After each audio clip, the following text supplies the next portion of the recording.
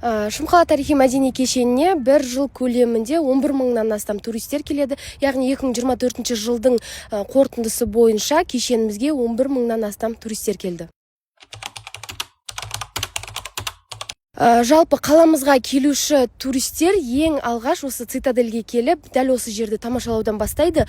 Осы келген туристердің басым көп бөлігі ақш, Ресей, Түркия, сонымен қатар Германия, Өзбекстан елдерінен көптеп келеді. Сонымен қатар қазіргі таңда біз тур агентстволармен тығыз жұмыс жасаудамыз. Кешенімізде қазіргі таңда 3 тілде экскурсия қызметі қарастырылған, яғни қазақ, орыс және ағылшын тілдерінде экскурсия жүргізіледі.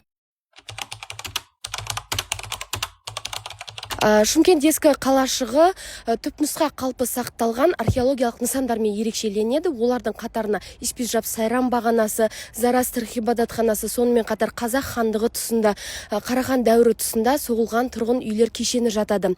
Яғни қазіргі таңда Шымкент ескі қалашығы ашық аспан астындағы жалғыз музей болып табылады. Міне дәл осы атаулы ескерткіштермен, құнды дүниелермен келген туристерді қызықтырып отырамыз.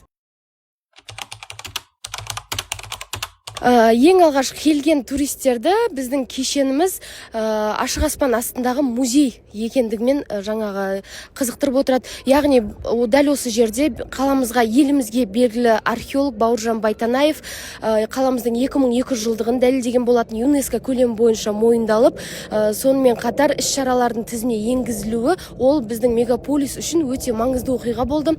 Сондықтан қазіргі таңда қаламызға келуші қонақтардың барлығы ең алғаш осы цитадельден бастайды.